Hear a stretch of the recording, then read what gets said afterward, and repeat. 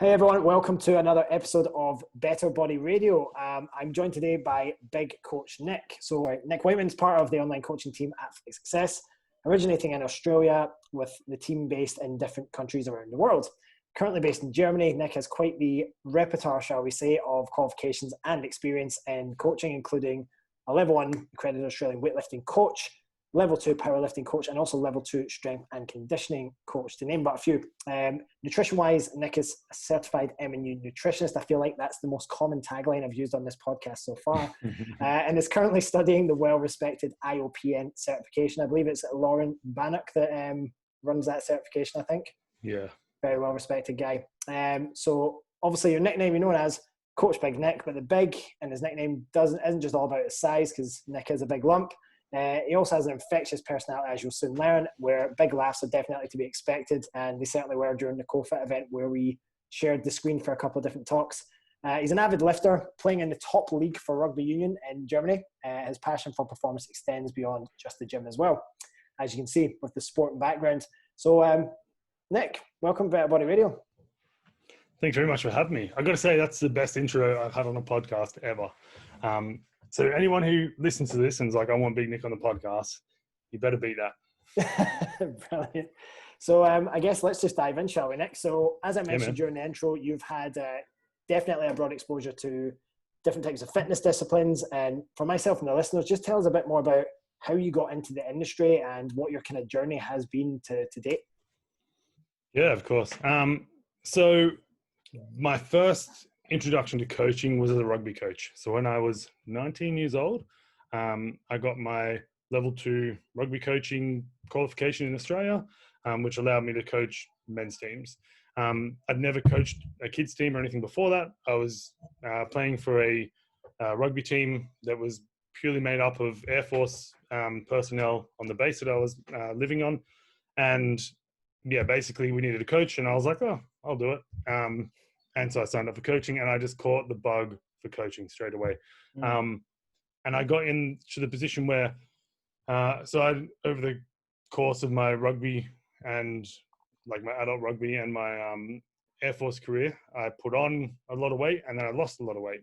And it's not the good kind of weight that I'm trying to put on now. You know, I was 150 kilos at one point. Right now I'm about 110.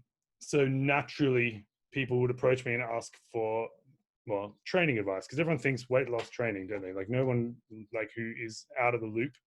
So no one who's in the loop would think that, but people who aren't really in the fitness industry think weight loss training. How did you train to lose weight?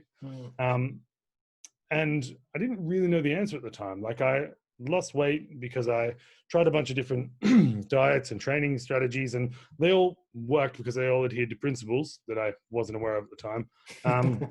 But I was never comfortable giving information that I wasn't sure about. So if someone asked me something about rugby, I'd be like, boom, here's the answer. But as soon as someone asked me about, how do I increase my squat, because I was always pretty strong, I'd be like, well, this is what I do, but, it might not work for you. And I guess I had this innate understanding that what might work for me won't work for everybody. When I left the Air Force, I was an aircraft avionics engineer. I moved to England, and my avionics qualification didn't transfer with me. So all I had that would work in England was my rugby coaching qualification. So I signed up for a rugby club. I started coaching, and again, people started asking me questions, training, nutrition, blah, blah, blah. And I was like, you know what, if people are going to keep asking me, I'm going to get qualified so I can actually tell them the information that they're after. So I did my group fitness. That's an interesting one. Group fisting. Yeah, man. Group fisting, different qualification. I don't think that's recognized anywhere. So I got my group fitness instructor, and then straight away into personal training. Got my personal training instructor. Is that even what it's called? Whatever it is, level 3 personal training. What it is in the UK. And so I got that and started training people for free while I was doing other jobs. Like, I've done everything. I took my avionics engineering and I became a qualified electrician in the UK. So I did like a bridging course and blah, blah, blah. And while I was doing all that training, I was taking, teammates or people I was coaching for rugby through some gym training and through some, nutrition stuff, because you kind of learn a little bit on your PT qualification. Not that it's any good, but I thought I knew what I was talking about at the time. And then that eventually grew, and then people wanted more specific information. So I became a level 1 S&C coach, and then people wanted more information. I ended up getting level 2 a couple of years later. I did my powerlifting qualification because I enjoyed powerlifting. So level 2 powerlifting instructor with KBT, which isn't around anymore in the UK, but I think it still counts. And I just, when I had finished up in the UK, I say finished up, I ran out of visas and was unceremoniously removed from the country. And they, really long way around, sent me back to Australia. And while I was there, I was kind of trying to figure out what I would do. And I jumped on a weightlifting course just because I enjoyed weightlifting. It was something that was in my S&C course anyway. But I thought, you know, a little bit more specialist exposure wouldn't hurt anyway. So that's like how I did all the qualifications. And like, even at this point, I was still kind of just part-time PTing. Like when I went back to Australia, I picked up 2 clients like that, just talking to people. I played a season of rugby there. So obviously I was exposed to people in the right industry. You know, when you're like, oh, I'm a rugby coach and I want to play for you guys. And I played, well, I got up to Nat 1. I never actually played a game because of my visa issue. But I got signed for a Nat 1 club in the UK. And yeah, so when I started talking to people, they were like, oh, you must know what you're talking about. All of a sudden, 2 clients and a contract in Australia for 3 months.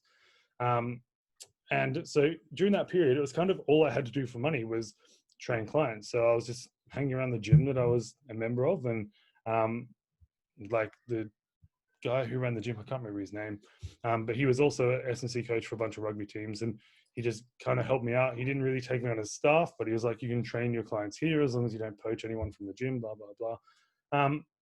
And yeah, I just kind of fell into it because I enjoyed doing it. And I was doing it for free for so long. And then people started offering me money. And then when I moved, so straight after that 3 months in Australia, that season, I got offered a contract in Germany.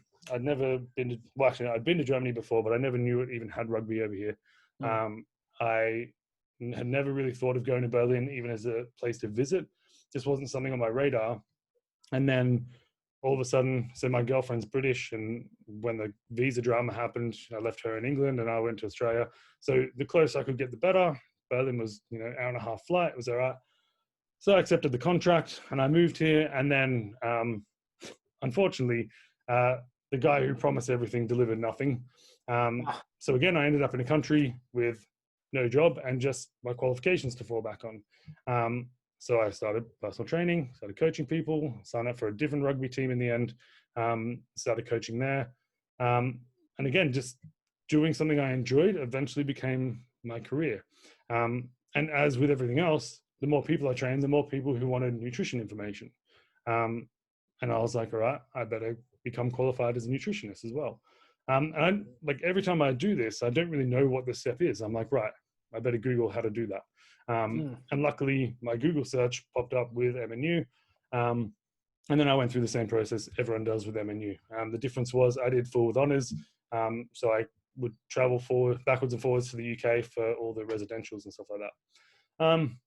So yeah, that's kind of how I got into it. And as you can see, it was kind of by accident and very much led by passion, which is why when someone asks me a question about the industry or anything like that, I will talk for 10 minutes like I just did. Very nice. So I think the thing that struck me with kind of the answers you gave and how that kind of story led on and kind of where your stepping stones have kind of came from is that I think there's always been, if this would be fair to say, like a curiosity to solve people's problems.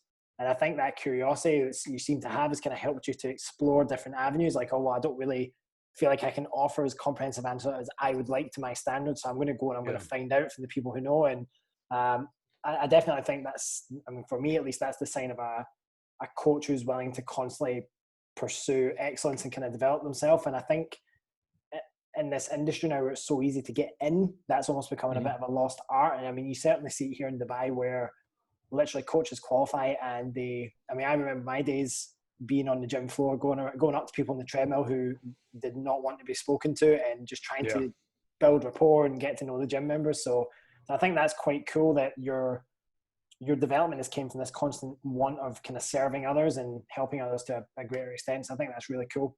Yeah, it's really interesting actually. I don't know what it is. You mentioned at the start that I have a big personality, and it's never something I've identified in myself. Like people tell me I have a big personality, but I actually consider myself to be quite boring. But whatever it is that causes that, it always seems to put me in touch with the right people. So like moving to Berlin and signing for this rugby club that never turned out to be anything, I ended up playing top league in Berlin. But also when I lived in the UK, like just the people I was hanging around with and people I was friends with, like I ended up consulting on nutrition for an Olympic athlete. Like and they're not supposed to do that. You're supposed to be a certain type of, so it's like lottery funded athletes can only get advice from certain people. And they were like, yeah, I don't like my nutritionist. And you seem to like know what you're talking about, and asked me all this advice. And that was literally the point where I was like, shit, I should probably get qualified if I'm going to start like advising people at this level. And that's actually what led me to the IOPN after MNU, because again, even MNU, as great as it is, isn't specific enough about performance nutrition that you can then talk to people of that level. And my girlfriend is a pretty high level athlete. And so I obviously work with her on her S&C in nutrition, and she's looking to make the Olympic Games, which is now next year instead of this year.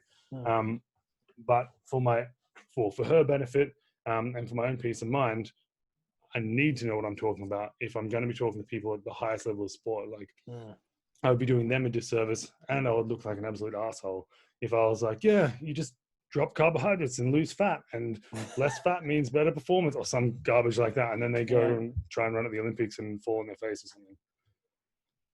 Yeah, brilliant. That's a very good segue actually into the next question. So it's funny you mentioned that you don't consider yourself a big personality. And to be honest, I think a lot of people who are kind of introverted extroverts, like by nature, you're probably quite happy being in your own space, and you're probably quite happy, like just, being on. And I'm kind of very similar. I'm not, unless you knew me and you got to know me, you would think I was quite kind of shut off and I'm kind of to myself. But it's exactly the same. Once you get to know someone, they all of a sudden they have all this kind of personality and wisdom to impart. It can be quite a bit, whoa, Jesus Christ. I definitely got that from you. And one thing that struck me during the COVID-19 event was the kind of, not just your knowledge of nutrition, but I guess the breadth of knowledge as well. Like obviously seeing you speaking on many different topics, like, like the menstrual cycle and nutrition considerations there, and, talking about sustainable weight loss. It wasn't, I think you were talking about the mindset. I probably mentioned it in another one. Yeah, there was, I think you spoke on like, it was 4 or 5 different topics. And that was kind of like, wow, like, that struck me, the breadth of knowledge as well. So my question was, after observing all of that, is would you describe yourself as being like a strong generalist, or would you say that there are some areas that you kind of tend to specialize into a greater extent? I'm kind of trying to specialize. Like I enjoy working with performance clients because you get a lot of feedback, positive feedback from a performance client. Like somebody who comes to you because they want help to get better at whatever their sport is 9 times out of 10 going to be more adherent than someone who just wants to lose weight and they think you have the answer. And there's nothing wrong with either type of those clients. Like for most people in, most PTs or most nutritionists, the person who pays you for your advice and then doesn't follow it is probably like the person keeping the lights on, and the person who, maybe you're helping for a bit of a discount because they're a struggling athlete or something like that, is probably the person that is giving you the enjoyment of actually doing that job. And it's probably the same in many other fields. But I find now I'm trying to specialize, but I would definitely say I'm a strong generalist. But it's not just with nutrition.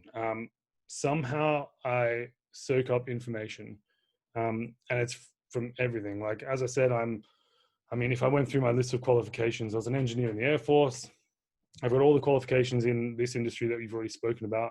I was a Spark in the UK. I worked in recruitment for like 2 years. This is a testament to my personality. I never, ever placed anyone in recruitment. If you've worked in recruitment before, you know that your job is to get people jobs. But I just couldn't lie to people and be like, yeah, I've got the right person for you. I would always be like, you know what, I'll come back to you if I find someone better.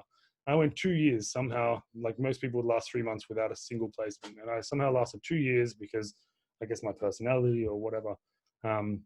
And I probably have the type of personality who you would think would be really good at sales, and I'm just garbage at it. But I've done a lot of stuff. Like when I first left high school, I started a company that made electric guitars. So around Australia, there's a bunch of people playing electric guitars with my name on them. What else have I done? I make jewelry in my spare time. Like I can do wax molding, and then you make a cast from the wax mold. The wax melts away, and then you fill the cast with metal. Like I've got a bunch of random skills that all don't fit together. Because if they fit together, I'd be some sort of millionaire. But it's just something like I get interested in something, I learn about it, and then I like move to the next thing. Like in my spare time, I write fantasy fiction. Like I have a bunch of weird, unrelated things that I do that I find really interesting, and then I'm generally good at. I was on Australian Idol. There's another thing I've done. Like I went on Australian Idol when I was like 17, so like I can sing and perform, and I've done all these things. So in general, I'm a generalist, and I guess that transfers also into health and fitness.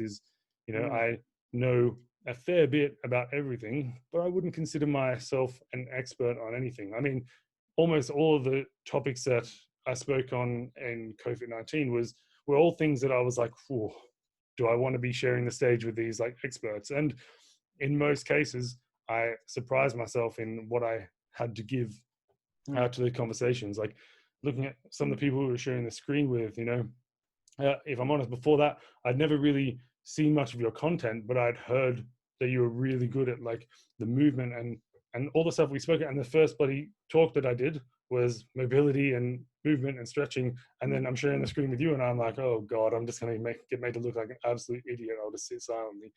And just somehow like, I just find a way to, talk about something that I am actually adding value. And it kind of just has happened. Like someone, like it's probably the same thing as why I keep getting all these qualifications, and most that I never ever use, is that someone asked me a question. I'm like, I don't know how to answer that. I'm going to find out, and like, even you mentioned the stuff, the menstrual cycle. I personally track the menstrual cycle of all my clients that are female, not the males, obviously. Sometimes their wife's menstrual cycle, just in case. But yeah, I personally track that because I find the data interesting. And when they ask me a question, I want to be able to know if that is a contributing factor. And that's the only reason I really know anything about it. I haven't done any specialist training on, the females in the fitness industry or female training or anything like that. It's just when you read enough about it and or about any topic, and especially when you look at the actual data, you start to be able to see where it all applies. Like someone asked me the other day, one of my clients was like, oh, I need a good book for vegan nutrition, because I like all the stuff I told them, and they were leaving me as a client. And I was like, unfortunately, I don't have a book. Like I just pulled out one of my textbooks, and I was like, I read all this about nutrition, and I took what is applicable to the vegan nutrition, and I put it in a way that you would understand. So what book would I recommend? I would recommend this textbook, which cost $80 and has 1,200 pages, and most of the information is irrelevant to you and you'll never need. And yeah, so I just, for whatever reason, I have this thirst for knowledge that is unquenchable. And I have a tiny amount of attention before I start thinking about the next thing. Like I'll be like, right, I want to learn about the menstrual cycle. And while I'm reading it, in my head, I'm going, right, next I want to learn about this next thing. And like, before I even finish it, like when I was doing MNU, I was already signing up for IOPN. And they were like, oh, you can't do it till you finish MNU. So the day Martin sent me my certificate, I forwarded that email straight to Lauren. And I was just like, look, I'm ready to go. Get me on the next intake. I'm always that next step ahead in my head. And that's probably why I would definitely say more generalist than specialist, because I guess I probably don't know as much on many, many, many topics as somebody who's specialized in it. But I mean, things like podcasts where someone might, not all podcasts are as organized as yours, where you do the research and stuff, some people just start talking to you and you have to somehow just think on the fly. I guess in that situation, I'm pretty good because I know enough about most things to be able to comment on it. But I'm also very willing to say, I have no idea, or I haven't done the research, or whatever the case may be, because I also, amongst all the things we've talked about, I don't have an ego, which is a really weird thing for someone who plays the sports I play. And, I've done strongman and powerlifting, and they're very egocentric sports where you have to believe you're better than the next guy. But I'm very happy to be like, yeah, I came second. Like, it's not a big deal for me. So I guess that all of those things come into answering a question that could have just been answered with 2 words.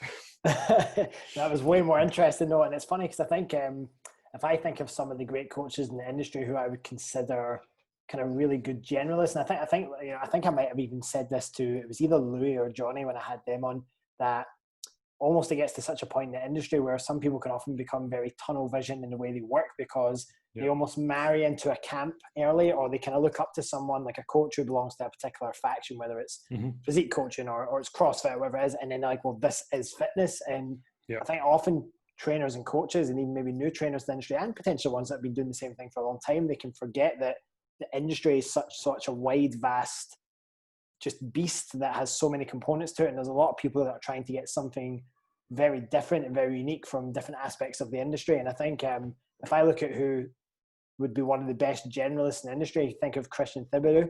Like, he's such a broad generalist. I mean, Olympic lifting, CrossFit athletes, sports athletes, physique, like he's pretty much done everything, but no one would say, oh, he's bad at any of those. He's just a very good generalist. And so I think if for me, and the reason why I can relate to that is, my background was I got into the fitness industry from being frustrated from not being able to get a chartered accounting placement, because that was my background. And then I was kind of like, oh, well, I've got nothing else to lose, so I'll just, I'll get into fitness. And then one thing leads to another.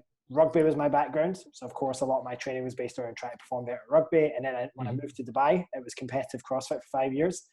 But I was always coaching my clients on kind of more body composition stuff and rehab than I was that, and a little bit of CrossFit on the side. I was the head coach of the gym I was at for CrossFit as well, but I was always mixing the two. And then moved on to now just specializing a bit more in mostly physique and biomechanics stuff, because I just feel like I wanted to dive down that path. So I suppose a message I would get for anyone that's kind of listened to your story and then maybe sharing a bit of insight into mine as well.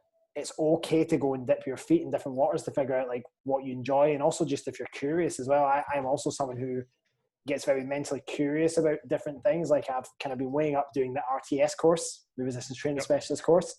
And at the same time, I'm also weighing up doing the FRC course by Dr. Andrea Ospina to explore functional weight conditioning. And so I think it's okay to want to be able to explore different things. And I think maybe that puts you in a position where, because I often say this as well, there's a coach for everyone. Not everyone has to be super specialist in one area to be able to take on every client. It's kind of like the fact that you are such a generalist and so curious, you'll resonate with certain people and you'll attract certain people, and those people will really build a good relationship with you because, like you say, you are keen and genuine to go and figure out the solutions to their problems. So I think that's quite cool, giving that broader context. So sorry, do you want to add something there?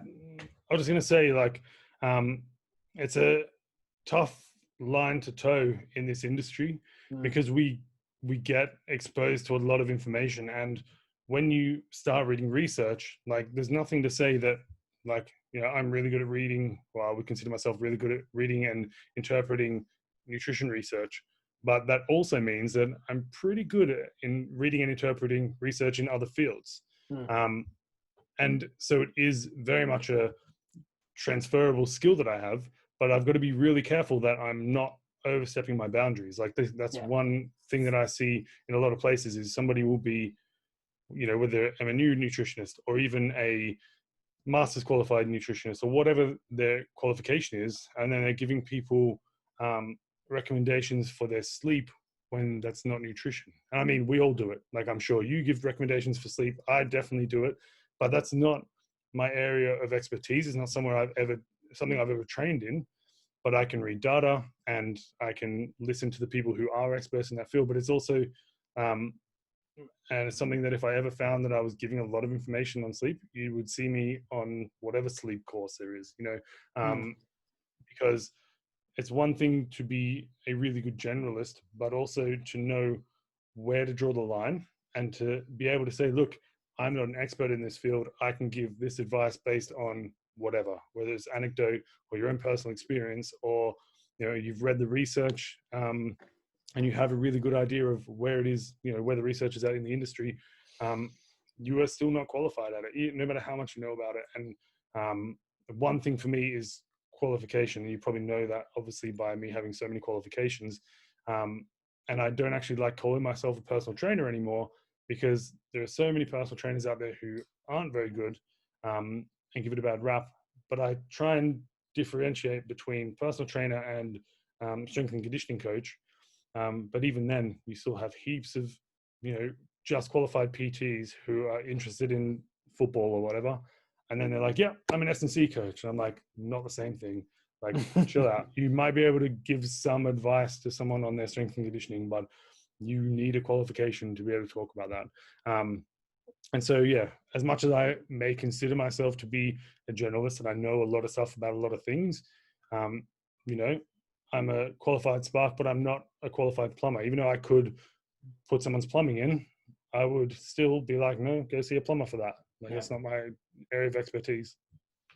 Yeah, I think to summarize that, I think the biggest thing for any maybe trainers that are watching, or even any of the listeners who are maybe thinking about hiring a coach, is just make sure that if you're a coach, that you're just staying within your scope of practice. And if you're a client, just make sure that, you're holding your coach to account on, right, you go, I hired you for this job, so I'm expecting information to be delivered on this. But like you said, I mean, I happen to have done quite a fair bit of studying into sleep and its effect on your autonomic nervous system. And so I can speak to certain things, but if someone said, right, I've got a sleeping disorder, like you said, it would be a straight referral out to a sleeping specialist, because that's staying within your scope, right? So yeah, moving on to the next question. I know that now, for the most part, you're coaching clients solely online, but you did say you have coached many clients in person. And I know that when you were off air, you said that, at some stage, maybe getting back to coaching some clients in person at some stage in your career further down the line might be something you fancy doing. How did you find kind of making the switch to coaching clients purely online? Like, what have been the real kind of main challenges being a purely online coach? The biggest challenge is becoming known easily. There's enough online coaches out there that the market is super saturated. And if you're not known to someone, or you're not a expert, or at least seen as an expert in a certain field, then you're very likely to get overlooked for somebody who is seen as an expert in that field. Now, you can look at, let's use James Smith as an example, right? I can't remember the number, but it's like thousands and thousands, maybe like 10,000 people in his weight loss group. Now, we're talking about a guy who I'm pretty sure hasn't even finished MNU. Don't quote me on that. I know he started it. I'm pretty sure he blew up and kind of just went, can I finish this another time? And he's got, if he's got 10,000 people in his group, he's got, 9,900 and whatever more people listen to him than I do. Despite what qualifications you have. And it's something that I learned pretty quickly, is the amount of people coming to me for advice before I became qualified didn't increase once I became qualified. If anything, it probably decreased, because when I became qualified and realized what my scope of practice is and what I can actually talk about, I stopped talking about some of the other stuff that I wasn't qualified or educated enough to talk about. And so some people went and started listening to somebody else. So the biggest thing is getting known, getting enough people to start listening to you, because if there's nobody listening to you, there's probably nobody who's going to pay to listen to you. Like, the other thing is, I'm a massive proponent for giving away everything for free. Like, I will give anyone who messages me on Instagram and is like, oh, I want your at-home training program, because I wrote one once CoFit started happening, and I started just giving it out for free. Anyone who messages me, you can have it. Why? Because it does me no good just sitting there in my Google Drive. There's a bunch of people out there getting great results from it, working out from home. And it's, yeah, maybe I could have made money from it, but I'm not really in the industry to make money. Like, as we've discussed, I got into the industry by chance with some help from passion, and that is still my passion, is to help people. And like, if somebody can't afford to pay for coaching, I will do my best to help them for free. I mean, if there's, if they were like, oh, can I have a free personal training session in the gym, I'd probably draw the line. But, if it's something as simple as a home workout program that a lot of people are getting, then, I mean, you may as well have good information from me than listening to someone on Instagram who did like 2 really bad Instagram live workouts who you then ask like for advice from. I mean, there's, and then to get back to the whole point of the question is, giving away a bunch of stuff for free makes people start listening. Like, if someone's like, oh, I did Nick's program and I got great results, or I didn't lose as much muscle as I thought I would, or whatever, like, obviously depending how hard they train, because I'm not coaching them, I'm just giving them the document. Depending how hard they use it will depend on what results they get. But the people who put in the effort are probably the people I'm more likely to want to work with anyway. And those people will get results from it. And then they're automatically going, right, Nick knows what he's talking about. So the next time I'm talking on Instagram about something, or I do have something I want to sell, or I am looking for more clients with Flex, or, the gym's open up again in Berlin and I do want to take on more personal training clients, then these people are people who've already had value from me. Like, the more value I can give someone, the more chance they're going to give me value back. And I mean, that's almost the exact opposite of what the business coaches will tell you. Like, I'm sure you've done it as much as I have. Sat in on all those webinars where they then email you 50 billion times afterwards. Or you you signed up to watch a replay and they're like, hi, you missed the webinar. You want to book in again? I'm like, no, I just want the replay. But all these people are like, set up a free group for 7 days and then they can get a taste of your coaching. Well, they sign up for this free thing knowing that it's free. As soon as you then put a price tag on it, to them, the worth of that thing is nothing. Like, they've already had it for free. Why would you then be like, oh, now it's costing you this much per month? So for me personally, like, I give away heaps of stuff. If I could give away all the information in my head, I would. And there would still be people who turn around and go, can you help me apply that? I'll pay you some money. And they're the people I want to work with. And so my advice for anyone who wanted to go online would be to follow that method. Like, this training program I've just spoke about, the at-home training program, you could make a small modification to it, apply it to all of your gym workouts when the gyms open up again, and continue forever, for the whole rest of your life, to follow that program, and you would still make great gains because it's super flexible, super general, right? Somebody could do that and never need me as a coach again. But then for every person who does that, there's probably someone who's like, oh, what about if I wanted to do that and add in running? And then they're like, oh, Nick, can I have some help? Here's some money, So going online is very much about becoming known and showing value, because, as I said, it's super saturated. How is someone going to pick between you and I, Ross? Well, we are very different people. Yeah, we have some similar qualifications, some similar experience, but your personality is different to mine. Your experience is different to mine. And people don't know that unless you let them know that. And they're not going to find that out unless you're known enough that they start listening, or you've given them enough value that they start listening. And remember, everybody else is doing everything you're doing. So it's somewhere in there. If you and I gave the exact same information every day on whatever social media platform, then somebody will just eventually buy into one of our personalities. Yep. So, what advice would I give is free shit, get known as much as you can. It doesn't have to be, on a James Smith level. Yeah. You might just get known to everyone in your, I live in an apartment building. I train clients on the roof here. So I might start getting known to all the people in my apartment building. And then they start either asking for help or telling their friends. And then all of a sudden, my immediate area, I'm starting to get known. That's enough. And that's obviously a physical thing. But if you want to do that online, get known with your old school friends. Just post on Facebook, post on Instagram, talk to the people who you've already spoken to before. It makes a really easy conversation. And then they might not be interested in your help, but they might know someone who is. I don't know if you've had it before, but I've trained family members of people I went to school with just because they were like, oh, you want some help? Nick knows how to do that. That was one of the clients I got when I moved back to Australia, was a family member of a friend I went to school with. And I just put on Facebook when I got there, I was like, hey, I'm back in Australia by surprise. So who wants training? So try and start small. You don't need to be on that 1 million follower level. Like for every 1,000 people who are following you, the one person who's paying you for your advice is still more valuable to you as far as keeping the lights on. So I guess it's best to, focus on the small fish or the low hanging fruit, or however you would say that. And yeah, get known, come up with a gimmick. You've had Johnny Landers on the show.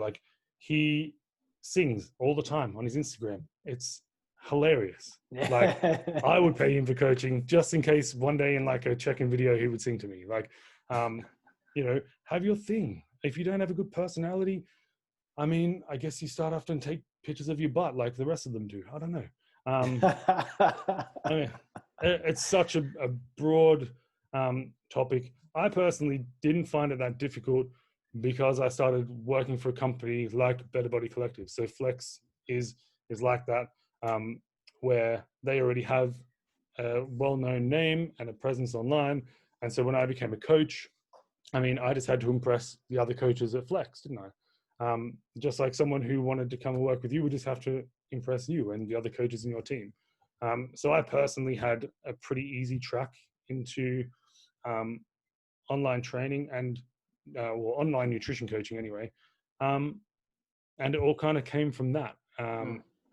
So is that cheating? It's kind of cheating, but it just meant that, that same little group of people I had to impress was just a different little group. It was a bunch of coaches rather than a bunch of people in my building or people I went to school with or whatever. Yeah, I think that there's a whole bunch of stuff to unpack on that, but I think probably the two of the main ones I'd probably take away from that would just be, well, actually three. One would be just being authentic, because like you said, there's so many people that, potentially are as equally qualified, as equal amount of experience in the industry. And if it does come down to it, ultimately people are going to buy into people. They're going to buy into people that they like, that they trust, and that they feel like they could go and have a beer with, or that they could hang out with outside of the gym, or someone that they feel like, right, all I need from you is a really professional relationship and to tell me to get it done. And so regardless of how you are as a person, I think the industry is so full of inauthentic people trying to be something that they think they need to be rather than being who they are. And I think that's super important, is to be unapologetically yourself. And then Definitely. I think, go for it. I'm just going to expand on what you said to give an example of that in a non-online example. Is the first gym I ever worked at in the UK, I had a bunch of female clients for I was not the best, easily not the best coach. I was, there was a female coach that they could have gone to, and they just happened to really like my personality. Not like they were interested in, dating me or anything like that. They just somehow, just from teaching classes and stuff at the gym, I just gave enough of a good impression that for whatever reason, a bunch of girls wanted to come and train with me. And, it was great for me. It, made me look like a real, rock big star dog in the gym. Yeah.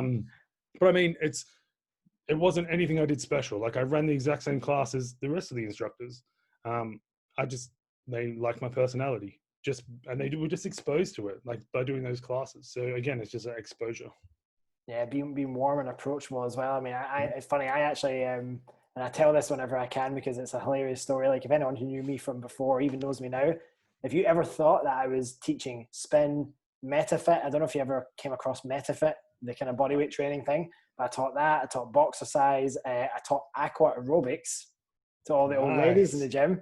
So I literally just anything I could do, like you say, first of all, just to pay the bills, just to get some experience and try and help people, just being willing to kind of step outside your comfort zone. And I think because I was willing to do that and teach classes and just go and speak to the members and just say, hey, is there anything you need help with? Just having that genuine want to serve other people. And that was actually going to be my second point, is I think if you go into this and listen, there are unfortunately people who are able to get into the industry who don't have the best intentions, and they are able to end up making money because they're very clever with their skills and their tactics on how to sell and how to convince people into a certain, okay, well, I'll pay you money to do this. And unfortunately, that's huge here in Dubai. People either look a certain way or they have a certain reputation.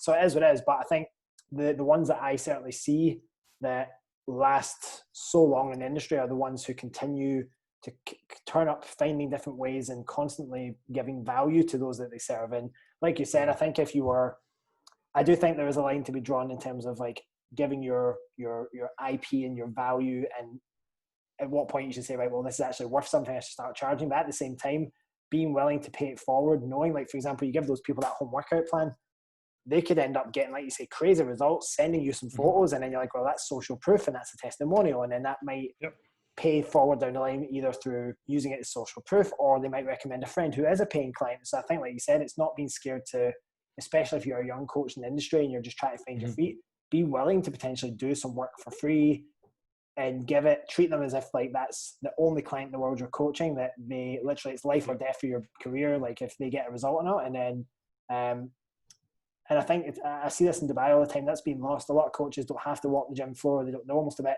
spoiled and spoon fed, and they don't really have to go through all of these hardships that we had to go through to actually get, find your feet. But I don't regret that at all. I think it's a shame that a lot of these coaches aren't being forced outside their comfort zone, because you develop a thick skin and you have to kind of, either you sink or swim, as they say. So yeah, like in terms of, I literally have a tattoo that says that. Exactly, right. So I'm hiding it now. You're like under the desk. So what would you say are your, in terms of your biggest challenges with prospective clients reaching out to you for coaching? What are the biggest challenges that you would say your clients are struggling with? You know what? I get a lot of clients who either are vegan or even vegetarian and want to improve their body composition and are struggling, or would like to make a transition to a more ethical nutrition practice, is the best way to put it, without sacrificing their gains. So like, especially specifically with men, there's a lot of people who have like ethical reasons that they would want to start not eating meat or stop eating meat, or even all animal products in general. And it's a minefield. I personally would say that I eat my ethics. And so if my ethics ever change, then my diet probably will as well. But currently I'm not eating any animal products. And that was a real hard thing for me as well, to go, right, I might have to sacrifice my body composition to do this. And, I did a little bit just for my personal preferences. But there's a whole bunch of clients who I get who are struggling with getting enough protein, or even the right types of protein, and looking at you've probably heard about me talk about this before, but there's a muscle gain triad that I once made up, and each third of the triad is a different thing. So you've got stimulus, you've got protein, and you've got energy, and that's how you gain muscle. If you take one away, you're likely to maintain muscle still, but probably not gain muscle. And it's all very dependent on a bunch of other factors. But one of those pieces being protein, people can get really confused, and especially when they start taking away major sources of protein, they can find themselves, asking a lot of questions and not finding a lot of answers. Or if they do find a lot of answers, they're usually garbage. And so more recently, unintentionally, I've gotten a lot of clients who are trying to make that transition, or have already made the transition and trying to improve their body composition. So protein is a massive thing. I talk about it all the time. As probably, I know we said that I don't specialize in much, but protein is probably something I would say I specialize in, because I've had to talk about it so often with so many different people. And I mean, this is probably the first podcast where the person interviewing wasn't like, so you're a vegan, and made it all about that. And I've coached a bunch of vegans and vegetarians, so I've got no bias against that. People's choices and their choices to make. So exactly. And whatever ethical choice you want to make, that's up to you. So protein is a big one, but it's not solely just for vegetarians, vegans. Like, there's a heap of people out there who are coming from their normal diet, normal to them, that are under eating protein, under eating fiber. So as far as nutrition is concerned, protein is, even in my non vegan or vegetarian, I was going to say even in my ethically challenged clients, but it's going a bit far. But it's controversial, Nick. It's controversial. In all of my clients, I almost always need to increase their protein. I almost always need to increase their fiber intake. And, you know, every now and then you get a client who just eats bread and cheese. So there's a lot of education on the types of foods that more in line with their goals to eat, and the types of foods that are less in line with their goals to eat. And there's no reason you can't just eat bread and cheese if you don't mind what your body composition looks like. But as soon as you have another goal in there, we need to start looking at what changes we can make to get your diet to help you towards that goal. As far as training is concerned, I mean, one of the specializations I do, is that a word? Specialization? Yeah. It is now. One of the things I do here in Berlin in person is a lot of technique work. So I have like a learn to lift package that I do where I teach people the main compound movements and how to do them safely and how to add load, and then I give them a program and stuff. So that's one main thing I do with my Gen Pop clients. And then when I talk about S&C coaching, I mean, it's so varied. Like, I probably specialize in team sports more than anything else, because obviously coming from a rugby background and being a rugby coach, automatically rugby players are like, oh, can you help me? Usually for free, unfortunately. But so there's a lot of that. But my girlfriend is a 400 meter hurdler. So I deal with a lot of actual track and field stuff as well, and some other track and field athletes who are not all runners. So, you know, my clients all have really diverse things, but I say the most common thing in all of them is nutrition, and it's protein and fiber. That's probably the furthest reaching thing.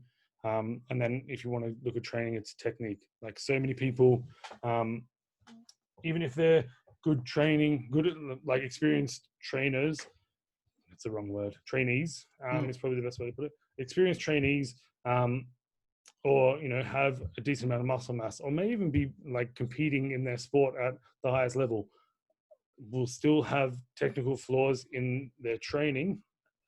Maybe not their sport specific training, but some part of their training that could be improved. And like, to give one example, I took over the coaching of a track and field athlete, and in one season knocked 3 seconds off of her PB, which is, in track and field terms, is a huge amount. It was like, it was like 5% or something like that in one season, just working on, essentially treating her training more like a gym program than a track and field program. So, looking at, I ended up applying like DUP, daily undulating periodization, to her track and field program, and it just completely changed their world. Recovery was better, performance was better. And, as I said, went from 32nd in the UK to, it was 10th or 11th for the season, just in that season that I took over coaching. So, technique, protein, probably your biggest ones. Yeah, nice. I think it's interesting. A couple of things, a good point to finish on there is, I think general physical preparedness is often very under considered when it comes to specialist sports. And it's amazing how many gaps can be filled in if you just fill in, for example, okay, what's your aerobic base looking like, or what's your general strength looking like, and is there any gaps there that are really holding you back from really maximizing your that specialist technique that you do, like you say, if they're a runner or track and field. So that's super interesting. I think I've had very rare exposure to any high level athletes, but any athletes that are specialists that I've worked with. It's been very similar. It's been like, well, listen, my job, I'm not an S&C coach. An S&C coach is there to do those things with you. If you're coming to me for, more of a coaching in the gym type approach, my job is to give you the best general physical preparedness I can, so that when you go and do the other stuff with your S&C coach, you're in a better place to perform that. So I think that's super cool that you've had practical experience doing that. And then I think the second point was on vegans and vegetarians in general, is that, like you said, people have a number of different reasons they do it. Of course, I think probably the first, even yourself, even though you're following a plant-based diet, you'd probably hold people back on this belief that, just by switching to vegan or vegetarian, that's automatically going to make it a healthier diet. And I think we know from the research that regardless of what we choose to eat, there's certain components of health that need to be met, regardless of whether you're vegan, vegetarian, keto, whatever you choose to do. So I think that's one thing. And I've actually had my last vegetarian client I took on, and you've probably seen this from working with a few of those people as well. And I think you mentioned in terms of just getting enough protein, the right quality of protein, getting enough fiber. It's amazing how many vegans and vegetarians are recently changed over are junk food vegans and vegetarians. Yeah. Like they're just, the food quality is really poor. And it's like, well, like you said, you were talking about right at the start of the podcast, principles, whether you know or not, they're always there, whether you're applying them or not applying them. And so that principle of food quality is always going to be around. So I think that's super interesting. Like you said, that I found very similar things, that the gaps that they think they have are often not what they need. They often need to address things that are much more low hanging fruit. So yeah, I thought that was super cool to touch on. Last question before we dive into the quickfire round. What keeps you driven and motivated as a coach? Knowing more. Like, I don't really care about things like notoriety. I don't really care about things like, obviously that happened in a podcast recording. I don't really care about things like notoriety. I don't care about things like making money. I want to know all the answers. And maybe one day that will make me a bad coach, but currently it makes me a good coach, wanting to know the answers and wanting to solve people's problems. And I guess, what motivates me to keep doing that is it keeps being more questions I don't know the answers to. Like, it doesn't matter how much I learn, there's always more to learn. And I just keep going down the rabbit hole. And, I went from being a rugby coach to now I'm all these other coaches, and have all these qualifications, and there's still way more that I don't know than what I do know. And so that keeps me motivated and keeps me striving for better in myself, which automatically gives my clients a better service and a better result. And I mean, if I could do it and not charge and still keep my lights on, like if I had rich parents or something, I 100% would, because that's not what drives me to do it. There's been years where I spend more on education than I earned from coaching, and I've had to make money elsewhere. And that will probably continue as long as I'm a coach, because, even if I end up one day going down the path of higher education and doing, my next step after IOPN will probably be my master's. And I don't see myself stopping there. I'll probably get a PhD just so I can know more. But I think the one thing that would stop me would be a PhD is very specific. You're not just a doctor in nutrition. You did your PhD in this small area of nutrition, and that's your now specialization. If you ever go into research, that's your the area you're going to research. And so that would probably stop me doing it. But I think I would just keep going until I felt like I knew everything I needed to know. And I think if I got to the point where I just kept going, I probably wouldn't be coaching anymore, because the next thing I needed to know wouldn't matter to people. They don't need to know what the cells do in their body, or how. One thing I'm really interested in at the moment is collagen, because it's not something that you generally get in a plant-based diet.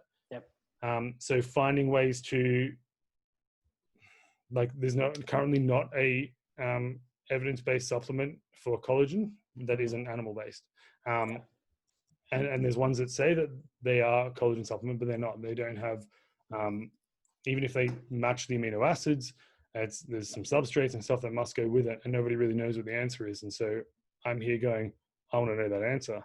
And then, if that's something that I can discover, imagine all the athletes that I could help that have these ethical considerations that they're kind of ignoring purely because they want to maximize their performance, and take it from someone who, since stopping eating animal products, has had 3 tendon injuries in 2 years, and like very big deal ones. Like one was my patella tendon.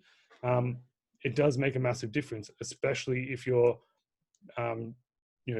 performing at any high level. It probably wouldn't have happened if I wasn't a rugby player, but I am, and I've had these injuries because of it. And I just imagine all the people who either have been in the same position, made this change, and suffered injuries, or people who have made the change because they didn't want to suffer the injuries, who I could help just by looking into something that no one else is really looking into at the moment. I mean, people look into collagen synthesis, but it's just about how does it work, how does it repair things like tendons, and no one's really looking into alternatives for people who don't want to consume animal products. And it depends on how things will go. Like, I actually think the solution there, this is so off topic, I actually think the solution there is similar to how they're starting to produce lab-grown meat.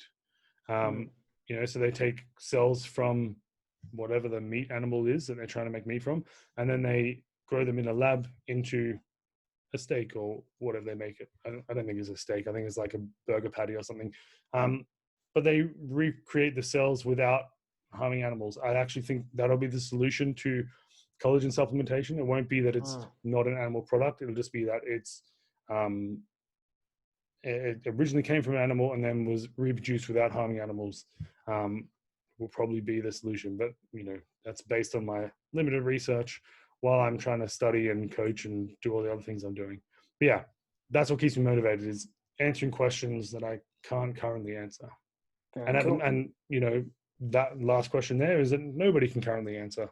I just want to know the answers. I don't care if anyone cares.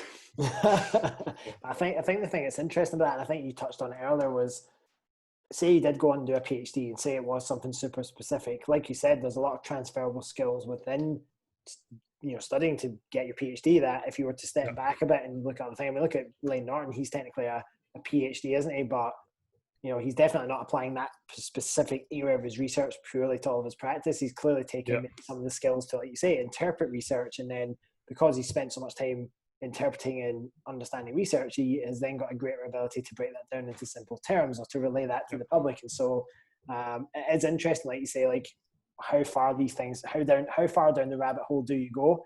And if you do go down the rabbit hole, are you able to pull yourself back out that you can then make use of it? That's a key thing.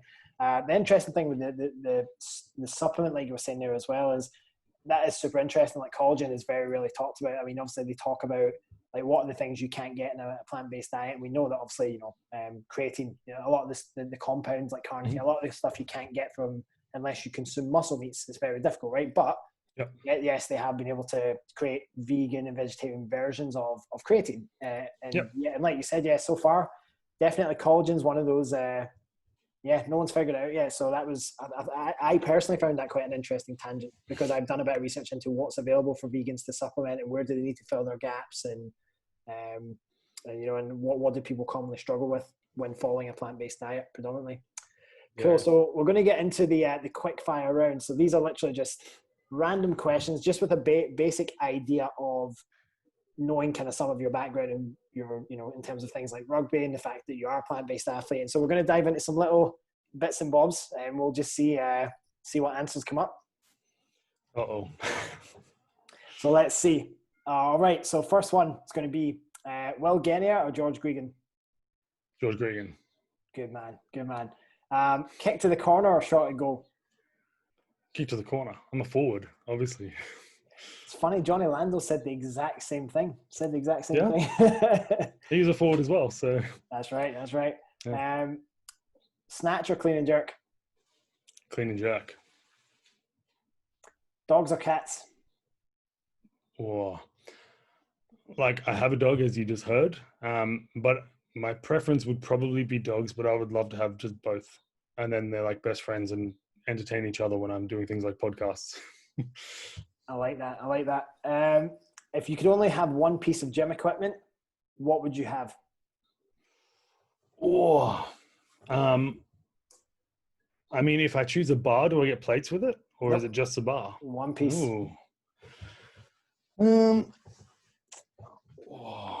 That is such a hard question. I would choose a TRX. That's a wise choice. Because then you can cover everything else, right? And then hit all the back stuff as well. Exactly. I mean, that's kind of the situation we're in at the moment. I don't have a squat rack or a bar or anything. I have a suspension trainer. And I'm still maintaining all my upper body training. I mean, I would just wear long pants for the rest of my life if I only got one piece of equipment, I guess. There you go. Donuts or brownies? Brownies. Yeah, it's a good man. I do like a brownie. I like donuts, but brownies just the different level. Well, depending on what country you're in, you can enhance brownies and make them more fun as well. This is true. This is true. You're not that far from Amsterdam, though, in fairness. Can't be that I far. mean, Berlin is I can't remember exactly the wording of the law, but let's just say it happens in Berlin. Fair play. Fair play. Yeah. Favorite meal to eat out?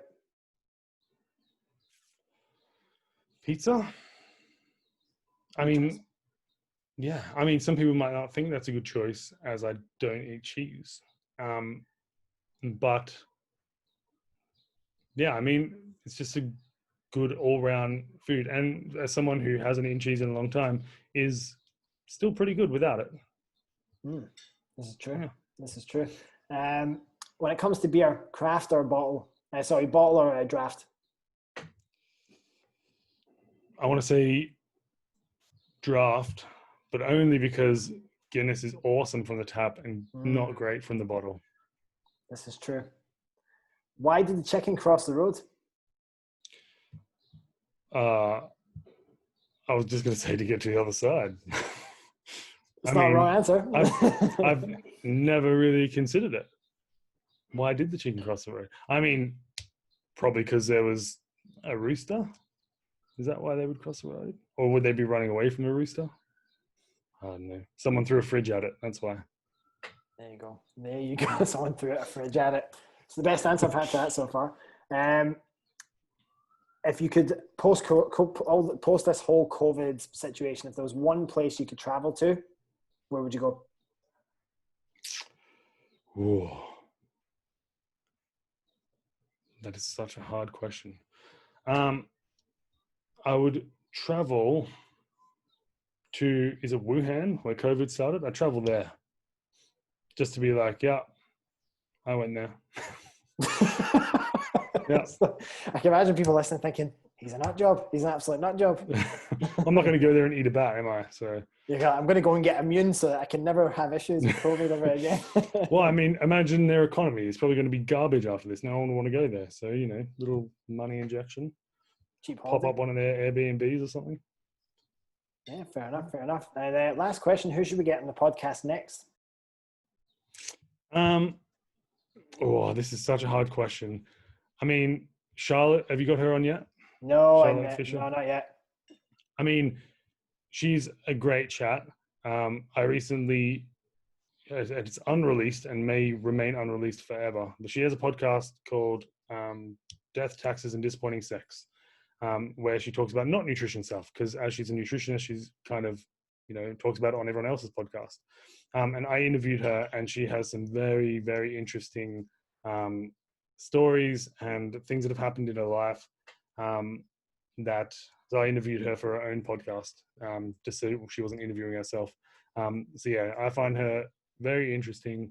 And obviously she knows heaps of stuff about nutrition as well. So, I mean, someone that I know, I would say that. Someone who I don't know, Steve Austin, the pro wrestler. That's an interesting one. Why Steve Austin? Well, he's obviously come from a background where he's had some exposure to health and fitness. So he'd be in the general theme of the podcast, but also I reckon he would have some awesome stories as well. I love talking to people, listening to their stories. So for my personal reasons, I would want you to have someone who I wanted to listen to on. I mean, also, with all the nutrition stuff, it's nice to have a break every now and then. We're very much in this industry, we always hear a lot of the same people, a lot of the same topics. Yeah. So branch out, see who else knows about nutrition. Super interesting. Those guys, they've got to know at least something about nutrition and training, right? Given that they're absolute monsters. So absolutely. Yeah, even if it's just what drugs to take, they know something. Exactly. Yeah, it's almost cycle you on, bro. Can you help me out with something? Yeah. Cool. How many beers did you drink, Steve? A lot of beers. He drank a lot of beers.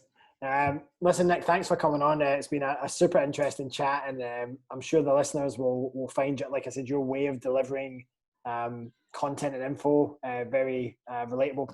And like you said, because of that kind of curious nature, hopefully it'll hopefully open up people's minds to just thinking differently and maybe challenging what they kind of already currently know. So thanks for that. I think that was super interesting for me, at least, if anything else. Thanks very much for having me, man. Much Sure. appreciated.